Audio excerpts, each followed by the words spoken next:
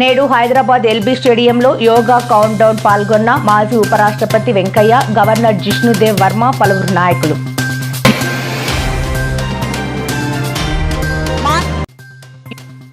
పాల్గొనేందుకు నేడు విశాఖకు ప్రధాని మోడీ రాక ఘన స్వాగతం పలికిన ముఖ్యమంత్రి చంద్రబాబు, పలువురు మంత్రులు.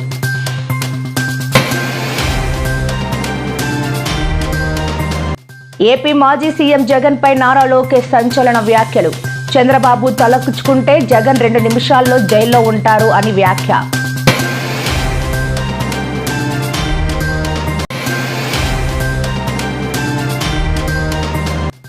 రేపు రాష్ట్ర వ్యాప్తంగా 2 కోట్ల మందితో యోగాసనాలు. యోగాను ప్రజల జీవితంలో భాగం చేస్తామన్న చంద్రబాబు.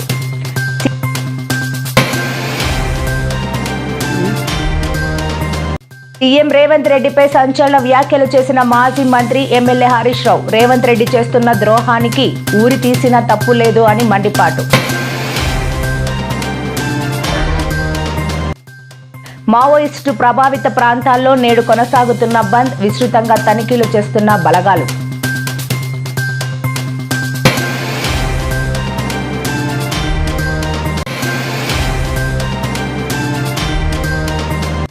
పశ్చిమ గోదావరి జిల్లా భీమవరంలో మద్యం మత్తులో రెచ్చిపోయిన యువకులు. కాలేజీ విద్యార్థిపై దాడి చేస్తూ హల్చల్.